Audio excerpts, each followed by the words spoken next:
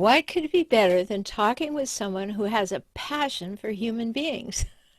That's what we're going to do today. We're going to be talking with Susan Dascenzi. She is a therapist. She is an author.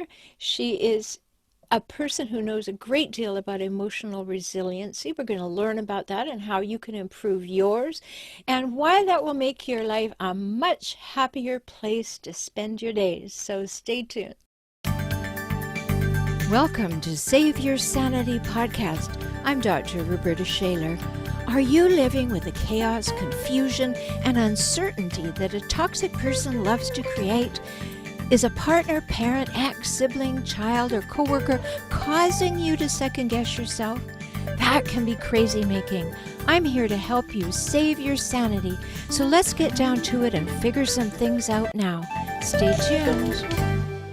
Well, welcome. I'm so glad you're here. If you're returning, I'm so glad you found value and you came back. And if this is your first time, I look forward to you joining us regularly. So we're going to talk today with my friend Susan Dascenzi. She is a therapist by trade, but she has deep wells of information and experience in dealing with trauma, hidden trauma, and emotional resilience to lift ourselves out of it when it's happened to us. So welcome to the program, Susan. Oh, thank you so much, Rhoberta, for having me here. It's an honor to be here. Well, I've been looking forward to this because, of course, we therapists like to talk to one another. And it's, in my opinion, a collaboration because when those of us who have spent our days learning how to make human life emotionally better, then we can bring information from all sides of that question. And that's exciting to me. So tell me what led you to your work. And I 100% agree. It is such a collaboration. How I became a therapist, I actually wanted to be an actress when I was 4 years old. And that had been my passion throughout my whole life up to the point that I decided to go back to school. But I watched my uncle struggle in the theatrical world, and he was quite good. And I think that because of some of the experiences that I had had as a child and a young adult, I'm a 6-time sexual assault survivor, and I did not realize that I wasn't really thriving, and I was really barely surviving, that when I saw him struggle, I kind of became very fearful and stuck in my own emotional stagnation, and it stopped me from kind of pursuing that. Well, I think we're so impressionable at 4 years old. Yeah. I don't think people realize that often that our brain grows until we're 30 years old, that development. And what's going in there before we really have language or experience or all can really permeate our being. What's your experience with the trauma of early life or the experiences, even whether there was trauma or not, of helping people recognize what got buried in them at an early age? Well, as I then continued to grow and I started to recognize that I wasn't following that passion, but I had this incredible passion for people. And I had this awareness also at age 4 of who we were at the core from a very spiritual level. Mhm. And so when I saw people, I really saw soul. I saw through them. I understood what was driving them or what they were thinking and feeling without, being like a mind reader or anything like that. I just kind of knew.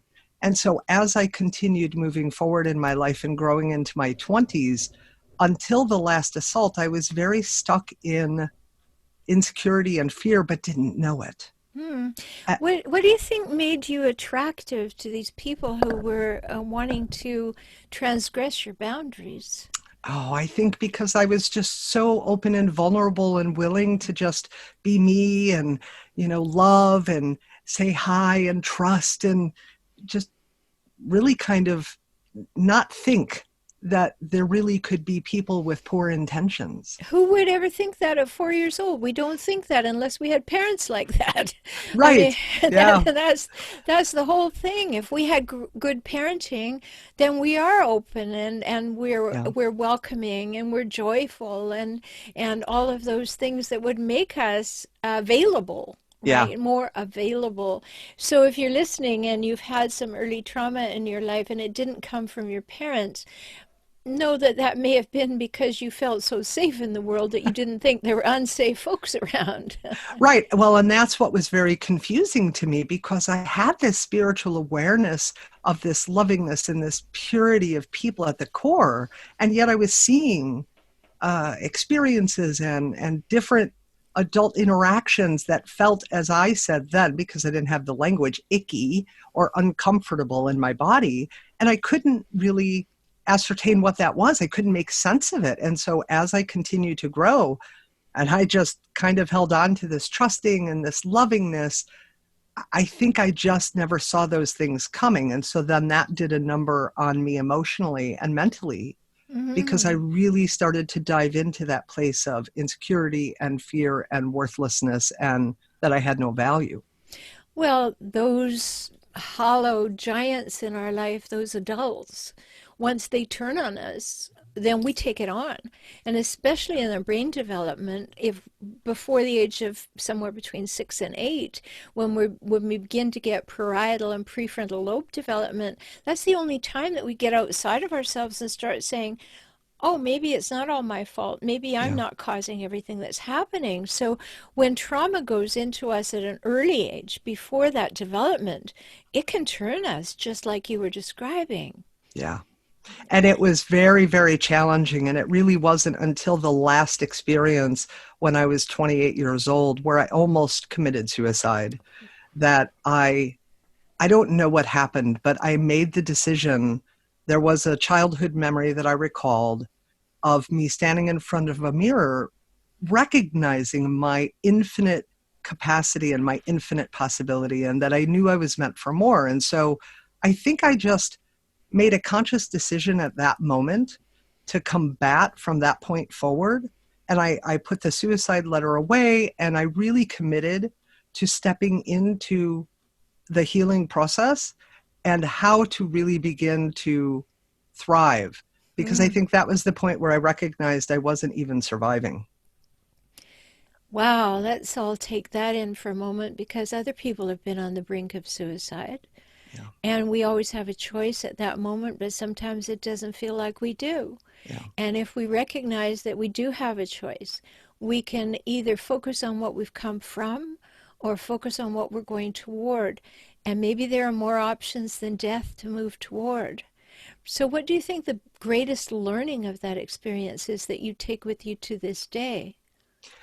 Really, that in that moment that I made that decision, I truly, truly believed, although I didn't embody it completely throughout every fiber of my being at that point, but I knew that I truly believed that anything really was possible, and that I could believe in myself, even if I didn't feel like others around me did or had.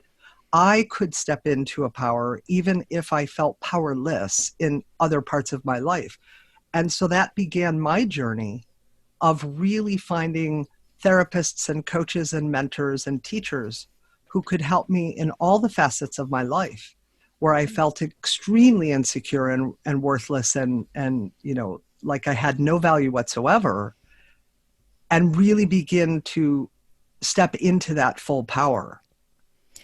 And that to me, and certainly expand on it, I'm sure you can, is the beginning of understanding what emotional resiliency truly is. Yes.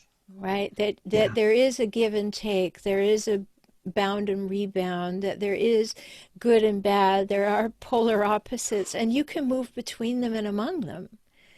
Absolutely. And I think that has been the biggest challenge. And I think that, to answer your question in the very beginning of what kind of led me to my work, was that recognition through my own healing journey that I was a little bit frustrated and fed up with finding people that I thought could help me because maybe they were in this particular capacity, but they were really trying to get me to, as we say, like move past it, but in a way that was almost like inviting me to try to forget about it. Yeah, go Like, around it. yes. And I kept saying, but it is a part of me and it's a part of my experience and it doesn't have to become who I am.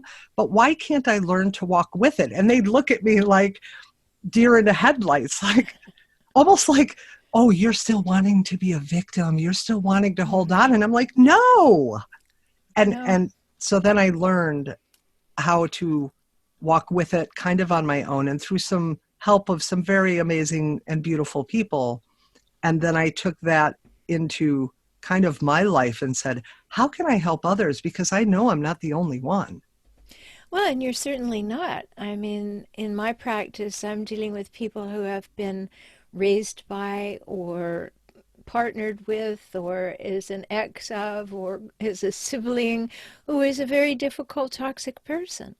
Mm, And you go through that journey, it becomes part of you. It's not yeah. something that you can just, jettison. Yeah. it's, Right? it's very organic and integral to who you are. And when someone recognizes that you can, in fact, embrace emotional resilience, it isn't the end of the world when someone doesn't like you or doesn't want you, rejects you, discards you, devalues you. It's not the end of the world when someone makes an exit from the world that was unexpected and Yeah. you feel devastated, but it's momentary devastation. You can move through it. Yeah. I often use this image, Susan, as I say to my clients, just imagine that you're sitting on a hillside up in the mountains, but you're sitting on the incline, and you look down over this amazing vista and you see a large field of wildflowers, and you say, I want to go and be in those wildflowers. So you start on your journey. You fail to notice that between you and the wildflowers is a forest. And so as you walk through the forest, it gets darker and darker and darker. You start questioning, should I have done this? Is the right path for me? What was I thinking? I was safe up on the hillside. Yeah. And then if you can remember that it's darkest in the middle of the forest and it starts getting light and there are those wildflowers, then you have the emotional resilience and the belief in yourself that I can walk through this and get to where I want to be.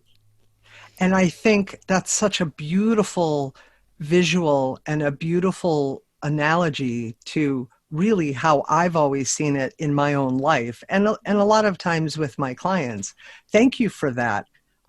Because the truth is that I had to recognize in that darkest moment of almost making that decision to end my life, in recalling that childhood vision and seeing and remembering myself standing in front of that mirror, I recognized in that moment, I think something you just said that I don't think I've realized till this moment, putting it into words per se, that it wasn't just that I saw myself in the mirror and remembered anything was possible.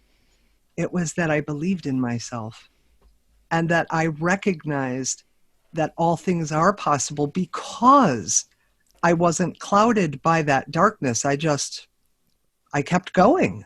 Mm-hmm. And then what happened between then and 28 was I had learned to retreat and shut down and stay in that darkness and believe that that was me. And so, yes, what I found then through my career and in my own personal life is that when I get caught in the humanness of us and I get a little, those gremlins in my head and I become a little bit trapped or stuck in some experience for a moment, I step back and I recognize, wait a minute, this is part of the beauty of being able to continue moving forward. And it's temporary and it's fleeting, this darkness in this moment. Just take a breath. Remember, you've got this and keep Lovely. moving forward. Yeah. Oh, so good. So good and so possible. We're Yeah. really talking about possibilities today. Susan just said that there were polar opposites possible, and she had the opportunity to choose between the two. And when she recognized the power of choice, of her value, of her possibilities, of what she could overcome or change or go toward or whatever it was, that all of a sudden life became an adventure. And that's so important. I want everybody to know that I'm talking with Susan Dascenzi today. You can find her at susandascenzi.com, and you're probably wondering, how do I spell that? So that's SUSANDASCENZI.com or ZI.com if you're among my compatriots from Canada and the UK. So Susan Dascenzi, and she is a psychotherapist, and she is a transformation and business coach. She's also an Amazon ranked #1 best-selling author in a collective book, and that's an important thing to do. She spent the last 27 years guiding her clients to step into the infinite possibilities and highest potential of what is possible for them when they become emotionally resilient. And you can see in the show notes so many things about Susan, and you can click on it. So if you're listening in your car, don't worry. It's waiting for you when you get home or you stop. And you can read the show notes. So you have an interesting take on the polarization between trust and fear. And I think it's so fascinating that I'd like you to share that if you would. Yes. Well, I've often said that when we, fear, we have no trust. And that when we trust, we have no fear. And what I recognized throughout my life was that I came into this world trusting. I didn't have these experiences yet where I'd learned these meanings and these associations and these emotional labels. And so I just kind of lived my life through this very innocent, open, vulnerable, loving, wow, the world is amazing and people are beautiful. And then as I had experiences and I learned to attach the meaning to it and I developed the fear, I started to notice that I wasn't trusting. But it, obviously took me many years to realize this. And so now when I move through my life, and my biggest hope is for those around me, whether I'm helping them professionally or they're personally in my life as friends and family and so on, I just really hope that people recognize that when we start getting into fear and we're losing that trust, that it's oftentimes something that we've experienced that's coming up that's causing us to lose sight of our ability to just connect from a very deep, open, trusting, loving level. Mm-hmm. Beautiful. And I mean that. That's not just something to say. I think it's beautiful when we can turn our mind to those kinds of things, because so much of the narrative that we tell ourselves about life is something we made up. Yeah. Right? Yeah. Like a long time ago, there was a book I've forgotten. It oh Guiding Yourself to a New Reality, I think it was called. And in there, they gave a acronym for the word fear, and the acronym was false evidence appearing real. Yes. And certainly, sometimes it's very real. It's not Yeah. just appearing real.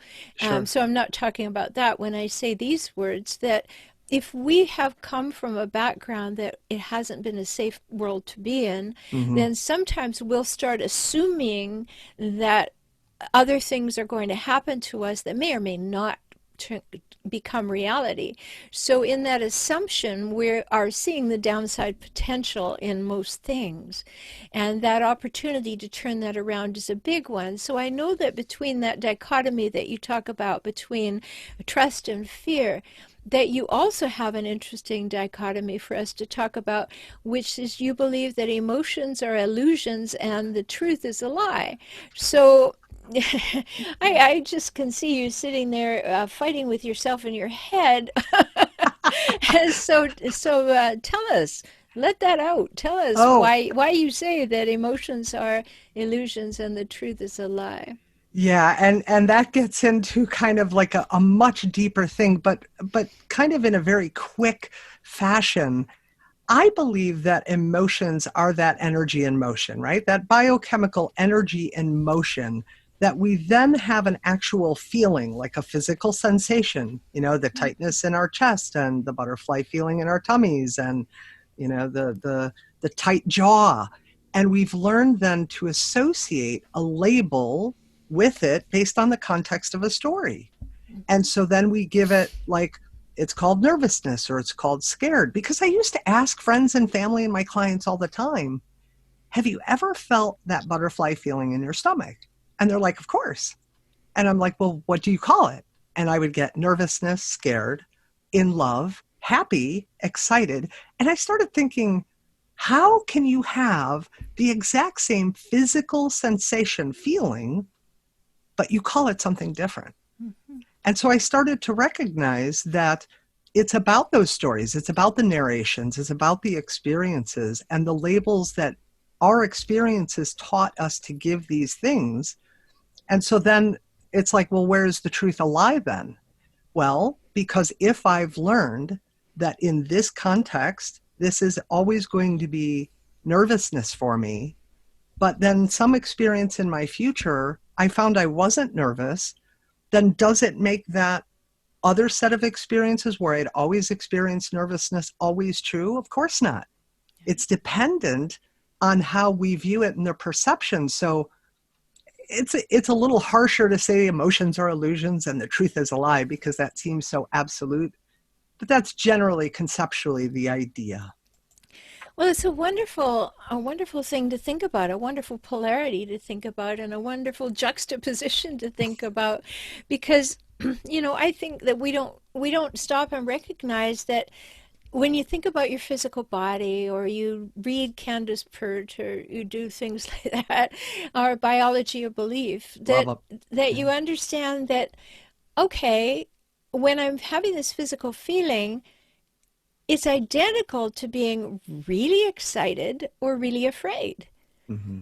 Like, the body is going through the same motions. Yeah. Now, which one of those would I prefer to identify with, and which one keeps me safer, and why? Because it's the why it keeps me safer. Maybe I've had a traumatic beginning, and I want to talk about trauma. Maybe I've had a traumatic beginning that has put me into fear.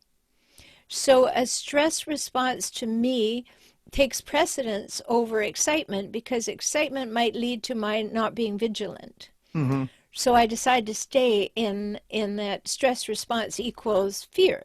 Yeah. But I can learn that maybe I'm not in the same situation with the same humans that caused me to see everything that way. And now I can allow myself excitement. So let's just go back for a minute and pick up the topic of trauma. Okay. Because you've already mentioned that you have survived sexual abuse, and therefore trauma is embodied to a degree. And then we have to take the opportunity to say, that's part of my experience. When did I have the experience? At what stage in my brain development did that get put in there? Mm-hmm. And how much real estate am I giving it in my life now, when none of those people are around, and I'm a big girl, and I can put on my big girl panties, and I can have radar that said that person is not safe to be around? Yeah. So I'd like to hear your take on that. Well, my experiences were relatively young, a majority of them. There were 4 instances, 6 instances over 4 periods, I should say, 5, 9, and 14. Those were 5 of them. So by age 14, I had experienced 5 experiences and instances of assault. And none of them were family. There was no incestual situation or anything like that. And so, and at 9 years old, when police were involved, it was a different time and era back then. I actually believed until I was 16 that a lie detector machine was a box that you take a piece of paper and feed it into, and either a yellow light or a green light come up, and that says truth or lie. So now I'm also experiencing not being believed and heard, and a distrust from authority figures who I had been taught to trust and believe in. And it wasn't their fault. They were doing what they knew best at the time. And so by the time I was 28 when the last instance happened, there was a whole host of things that had been kind of subtly and subconsciously and somewhat consciously going on in my own mind and thoughts and beliefs about the world and myself around me Yeah. that said, I know that I'm safe. And yet there's that other part that says, but I thought I was safe then too. And look what happened. And I thought I could trust, and look what happened. So there was this, just for me, there continued to be this push and pull that I just really couldn't work through. Hmm. And I think that one of the things that sometimes helps people when they realize they're in that situation is to realize that we have that skill in our toolbox now.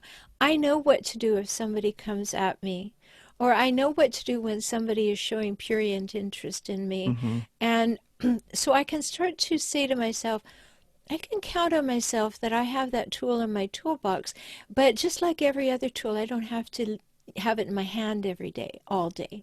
Yes, yes. And I think, there was a tremendous amount of guilt, if you don't mind not sharing details, but the last instance, there was a knowingness that there was danger. And I was actually working as a bartender at the time. And so there was this feeling and this knowingness. Now, I don't recall having a specific thought like, oh, there's going to be something really bad that's going to happen tonight. But I instinctually knew. And then a comment was made by this person a little later in the evening that really struck me in a very fearful and uncomfortable way. And I did purposely stay away from that patron.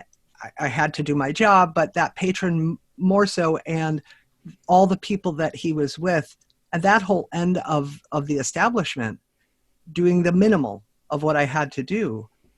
But I had tremendous guilt for years after because I said, I knew and I didn't listen. I didn't trust that feeling. I made an excuse and justified Right. and said, because of the past, I'm just being silly and I'm being afraid. Mm-hmm. And also there's a when something happens to us when we're little and our brain isn't fully developed, we take that and we don't grow it up. We don't grow that feeling up. We don't grow that Mm, understanding up. It's still stuck in there as a feeling. yeah. So I understand completely what you're saying, and I hope everybody listening does too. And give yourself that latitude. If that has happened to you, don't beat yourself up because you didn't listen. Learn to say to yourself, "I'm listening now." Right? We can Yes. only move forward. So if we spend any time giving any of that real estate in our mind to beating ourselves up, we are not using that energy to move forward. And it's important for us to get some help if we need to do that. And Susan, of course, is a therapist and available, and we can also talk. So this is important stuff. So let me remind you again, my guest is Susan Dascenzi, and you find her at susandascenzi.com. And one more time, that's Susan, Susan, Dascenzi.com. So early trauma often leads us to get into relationships at maybe a marriage, maybe a long time partnership, that we don't really realize we're revisiting the trauma because it looks good in the beginning and it turns into something nasty. Did you have that experience? I did. And, what's interesting is I did not have that experience very often. So I had some very healthy and solid relationships. And at the same time, as I continued to grow into my young adulthood in my early 20s, I found as strong and confident as I thought and believed I was, I really wasn't. And I attracted and married a verbally and emotionally abusive alcoholic. And although he truly had a heart of gold, he was in his illness, he was in his insecurities and fears, and it was very emotionally and verbally abusive. And instead of being that strong, confident woman who I believed I was, as I would hear it and experience things with him, I just made excuses for it. And I found myself and my insecurities getting worse and worse, and me shrinking and shrinking and just kind of becoming this very non, this very submissive, non-defensive, wouldn't fight back or use my voice. It was crazy to me, and yet I completely understood why. Mm-hmm. Well, my work is all about helping people understand the toxic relationships they're in, Mhm. or they have been, or were raised by it. And of course, again, going back to brain research, if this is what you see as normal, this is what's been modeled to you, and this is what gave you your view of yourself, then we want to feel like maybe it's something I'm doing. Maybe I could be better. And we start making ourselves into a pretzel or becoming a doormat, or, what can I do to keep this person happy? And we start not realizing that we're falling off the edge and into the abyss of going into their crazy, as opposed to saying, hey, this is not okay with me. Yeah. Well, and that was what another thing that was so challenging for me and confusing was that I was very blessed to be raised in a very loving family unit. Two older brothers, very close to parents who loved each other and were married and had a good relationship and were communicative and loving with us. Great experiences in all those other arenas, except because of the assaults and because of some of the other things I experienced as a child, like we all do, moving a lot or this, that, and the other, the police situation when I was 9, just little things like that that built up. By the time I met my ex-husband when I was 21, believing I was strong and confident, and yet not having a voice to stand up to this, I was like, who are you? Like, why are you not speaking up? And yet as time went on, I found I just couldn't, Mm-hmm. you know. What was it that took you to the place of being able to say enough already? It truly was that night I wrote the suicide note. My son was just a tad over 2. The last instance of assault had happened just prior to his second birthday. And then my ex-husband, being the hijackal, which I love that phrase and that word. It's so apropos. Being the hijackal that he was, he made a comment about the assault that cut me to the core. And on top of my mindset of, wow, this has happened 6 times, and I'm married to this man, and I feel trapped, and all of these pieces, it became too overwhelming. And I sat down to write this note. And yet I think, Rhoberta, at the same moment, I knew that really wasn't my true intention, Mm-hmm. and then in rereading it, it was that, okay, here we go, Susan. If you're going to do this, go do it. But if you're not going to do it, then jump off the cliff of your life in a beautiful, bold, intense way and never look back. No matter how painful or difficult the journey becomes from this point forward, just keep flying. And I Mm-hmm. that was really what made me feel like I had the strength to finally address a lot of those pieces that I didn't even really know were there. Mm-hmm. I have this visual of, as you're saying that you went into this deep valley, and all of a sudden you realized that you had an opportunity to climb back up to the top of the mountain. Yes. And that's such a beautiful thing. Now I want to challenge something, Susan, if you don't mind. And if you do mind, just tell me to, not, you don't want to answer this, but how do you put together these two statements you made, heart of gold and emotional abuse, in the same person? Because I think we're not our experiences, and it's not, that doesn't define us. And so, the trauma and the abuses and the challenges that we face, to me, I have truly always believed, without realizing it, I didn't live it, I didn't embody it, that these were learning experiences. These were opportunities for me and all of us to step into a place where we could remember who we really are at the core, that infinite love, that infinite possibility, this heart of gold. Mm-hmm. I'm going to reiterate my question and preface it with this. I was talking about how you described your ex-husband. You said he had a heart of gold and he was an emotional abuser. And I think this is a very important point, because there are people who go around saying, someone had a heart of gold while they have some kind of dysfunction that causes them to hurt people on a regular basis.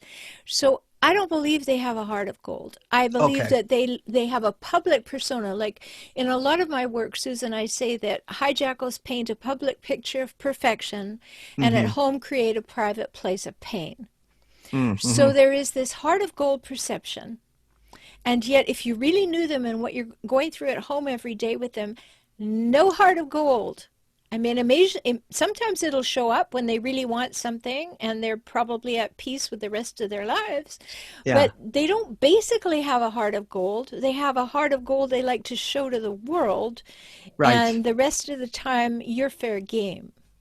I apologize. I misunderstood the question. How did I say this about him? I don't know. I suppose if I look back on things now, I was in my 20s then, and I'm now 55. So many years have passed, and he's long been deceased.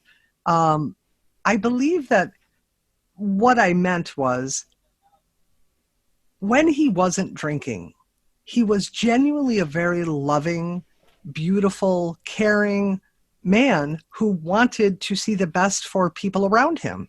And he was not abusive at all. And he was kind and more honoring and more considerate and more empathetic. And this was very confusing for me because I couldn't understand, not being very experienced, why when he would drink, he would become so incredibly abusive emotionally and verbally. Okay, so there's the piece that I really wanted everybody to hear. Because hijackals are going to be hijackals at all times at home. Mm. The only time they're not going to be is the hot minute when they really want something and they go back to being that wonderful soulmate you thought you found in the beginning. And you're Okay. hooked on the hope of that. But you were just so clear there that it was the alcoholism that Yeah. created that. So absolutely this person could have a heart of gold. And then when the alcohol intervened, everything was different. But there's the distinction between having a hijackal and having an alcoholic. I see. Thank you for Right? that. Right. Because I'm thinking, oh, he was a hijackal, but he really wasn't. I No, see the distinction. Wow. yes. So a Yeah. hijackal is going to be a hijackal, alcohol or not.